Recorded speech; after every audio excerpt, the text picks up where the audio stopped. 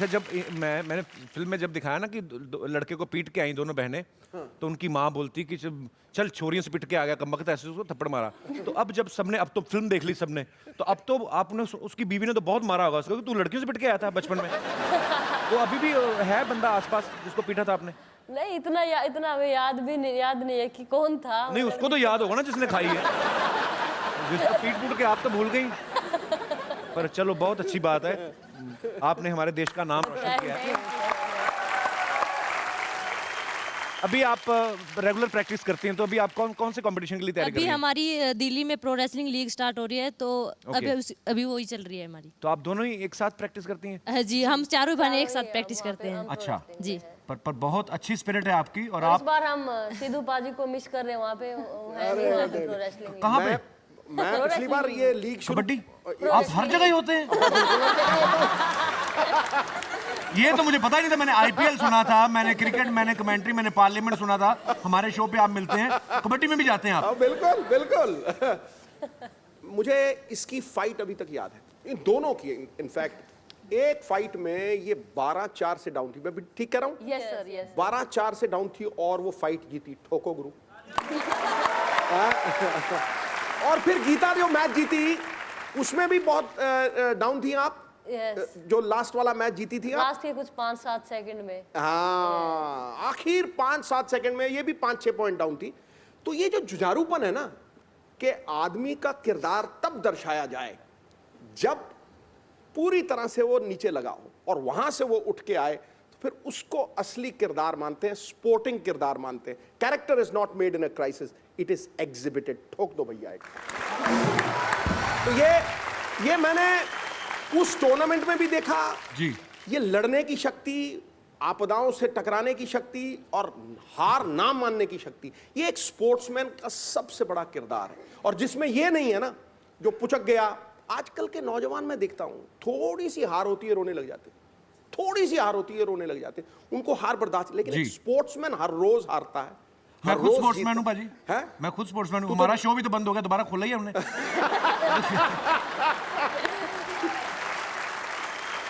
बबीता, आपकी सबसे मुश्किल कुश्ती कौन सी रही है? 2012 में मेरा वर्ल्ड चैंपियनशिप में ब्रॉन्ज मेडल आया था। अच्छा। तो मेरी सेमीफाइनल बाउट थे कनाडा के साथ, तो मुझे उस टाइम कोहनी में मुझे चोट लग गई थी। अच्छा। तो सेमीफाइनल तो मैं लूज कर गई थी, तो मेरी रेपीचेज के लिए बाउट आनी थी। ओके। 3rd-4th की बाउट। और तो बीच में 1-2 घंटे का रेस्ट था। जब 1-2 घंटे का रेस्ट हुआ तो दर्द और ज़्यादा बढ़ गया। उस टाइम तो बॉडी वार्म अप थी, क्योंकि पता नहीं चल रहा था। राइट। तो कोहनी के साथ साथ मुझे नी में भी दर्द हो गया। ओए होए, फिर? बाउट के अंदर तो मुझे पता नहीं चला कि कब किस टाइम क्या लगा। तो जैसे ही रेस्ट हुआ तो मैं जब उठ के चली, जब वार्म अप के लिए दोबारा कि बाउट आने वाली है, तो न मेरे से चला जा रहा, न मेरे से हाथ हिल रहा। मैंने सोचा कि आज तो कुछ भी हो, यहाँ पे अगर मैं पहुँच गई तो अब मुझे मेडल जीतना ही है, क्योंकि ये लास्ट बाउट है। और अगर अब मेडल नहीं लेके जाऊंगी तो फिर मेरी मेहनत का शायद कुछ भी फ़ायदा नहीं लग रहा मुझे। तो मैंने हिम्मत की और मेरा दर्द को मैं भूल गई मैट के ऊपर जब चढ़ी तो। और मैं पहला राउंड में 6-0 से हार गई थी। सेकंड राउंड में फिर वापसी मेरे दिल में ये था कि नहीं, मैं जीतूंगी ये बाउट। पहले राउंड में अगर आप कुछ मिस कर देते हो या अगर 6-0 से आप हार गए, तो वैसे ही कॉन्फिडेंस भी थोड़ा लो हो जाता थोड़ा है। लूज हो जाता है, क्योंकि पहला राउंड उनके हाथ में चले जाता। अगर दूसरा राउंड वो जीत जाती है तो वो कुश्ती जीत गई। तो दूसरा राउंड में वो मैंने अटैक किया तो उसने डिफेंस करके उसने फिर 2 पॉइंट ले लिए। फिर दोबारा फिर मैंने अटैक किया, फिर उसने फिर दोबारा 2 पॉइंट लिए। 4-0 से मैं पीछे। अच्छा। लेकिन फिर भी मेरे दिल में ये था कि मैं इसको हरा सकती हूँ आराम से। तो लास्ट में 1-1.5 मिनट बची हुई थी, तो मैंने अटैक किया और वहीं पे उसको बाईफाल कर लिया और वो बाउट मैं जीत गई। तो वो बाउट जीतने के बाद मुझे विश्वास नहीं हो रहा था कि मैं वो बाउट जीत गई। यही स्पिरिट होती है। बिल्कुल। नहीं तो हमारे देश में आज भी कई ऐसे परिवार हैं, और वो बहुत कम रह गए हैं अभी, ऐसे हैं नहीं, कि जो बेटी के जन्म के ऊपर मायूस हो जाते हैं। वो पता नहीं क्यों होते हैं, और मुझे आज तक समझ में भी नहीं आया। हालांकि हमारे परिवार में बाजी, हमारे परिवार में हमेशा लड़कों की पिटाइयाँ हुई हैं, लड़कियों के जन्म पे बड़ी खुशी मनाई जाती है। मेरे घर में जब मेरी बहन हुई तो बड़े खुश हुए सारे, हम तो चित्र खाते बड़े हो गए। तो महावीर जी, ऐसे लोगों को आप क्या कहना चाहेंगे, जो लोग ऐसे हैं जिनके घर में जब बेटी होती तो ऐसा कहते हैं कि नहीं काश बेटा होता तो अच्छा होता, उनको आप क्या कहना चाहेंगे? देखिए, जो लड़की होती है, जिस घर के अंदर लड़की नहीं होती, उसको, उस माँ बाप को सिर्फ हमदर्दी का या अपनापन का कोई ज्ञान नहीं होता। जब लड़की होती है, जब पता चलता माँ बाप ने, दिल उसका जब कमज़ोर हो जाता है, जब जिसके घर में, और जहाँ लड़की नहीं होती, मैं तो उस घर को नरक मानता हूँ। जहाँ मैं तो क्या बात है। अच्छा गीता, जैसे आपकी इतनी लंबी सक्सेस की स्टोरी है, बेसिकली आपने बचपन से पहलवानी करनी शुरू की, अब जाके आपने गोल्ड मेडल जीता, तो फिल्म में तो पाजी 2-2.5 घंटे में आप क्या दिखा सकते हो ज़्यादा से ज़्यादा, तो मेन इवेंट्स दिखाते हैं। बाद में आपको लगा फिल्म देख के कि अरे अभी तो हमारे बहुत सारे किस्से थे जो रह गए हैं, कोई ऐसी चीज़ें, जैसे आप महावीर जी के साथ, अपने पापा के साथ एक कुश्ती का सीन है इनका, तो वो रोंगटे खड़े कर देने वाला सीन है, तो वो सच्ची में ऐसा हुआ था? आपने पापा के साथ कुश्ती की थी? एक बार नहीं, कई बार होते थे, क्योंकि पापा भी खुद पहलवान रहे हैं। और मतलब वो जो भी पहलवान, जो भी स्पोर्ट्स पर्सन होता है, तो उसके अंदर, और पहलवान तो मतलब अंदर उसको ताकत का ही खेल होता है। जी जी। तो उनको हमेशा, मतलब कोई भी पहलवान एज हो गई तो वो लेकिन वो सोच जो है अंदर का, जो पहलवानी की जो अंदर झिझक उठती है अंदर से कि मैं भी कुश्ती लड़ूं, मैं भी कर सकता हूं, तो वही पापा के साथ था कि वो सोचते, अभी भी सोचते होंगे कि मतलब अभी भी मेरे में ताकत है और मैं कर सकता हूँ अभी भी।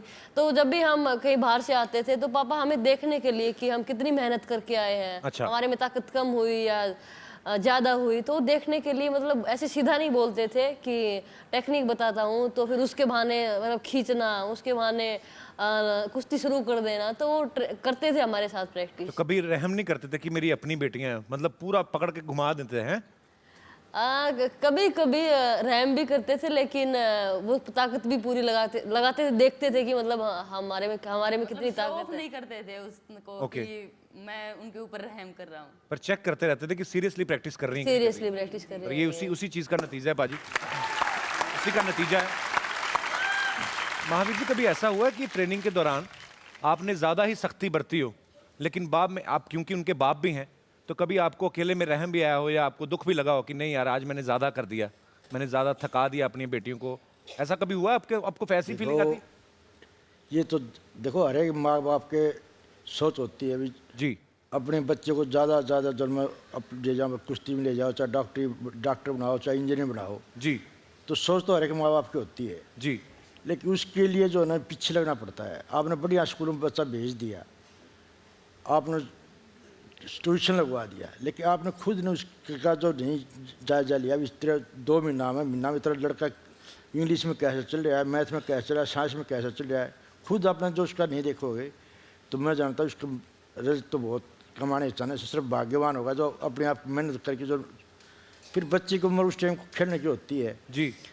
तो देखो, जैसे उसमें बापू सेहत के लिए अब तो हानिकारक हो, तो हर एक बच्चे को उस टाइम जब खेलने की आदत होती है, बस स्कूल से आया बस अपने खेलने के लिए निकल जाए, और उसको आपने को नहीं बैठ जाए पढ़ते हैं, फिर उसको ट्यूशन के ऊपर भेज दे, तो वो बच्चा जो है उन्हें तो माँ बाप जो है अपने लिए जो है यूँ लगा भाई तेरे तो पीछे पड़ है। देखिए, हर एक माँ बाप चाहे कोई भी हो जी। देखो उसके बच्चे के भविष्य के लिए लड़ता है, भविष्य उसके भविष्य बढ़ाने के लिए करता है। बिल्कुल। तो उसके बाद में देखो माँ बाप को भी देखो, तेरा बच्चा पढ़ रहा है, पढ़ाई में है, देखो सुबह जिसने 2 घंटे पढ़ते हैं, उस माँ बाप की भावना ऐसे आ गई अब तो इसने रेस्ट करना चाहिए। तो मैं तो बहुत कठोर मेहनत करवाता था, तो आत्मा में तो नहीं होता था, देखो इतनी छोटी उम्र है, इतनी मेहनत करवा रहा है जी। लेकिन मेरी एक सोच है भाई, देखो कुछ पाने के लिए दिन रात एक करना पड़ा, दुनिया के नंबर 1 आने के लिए ना कुछ नहीं चबाने पड़ेंगे।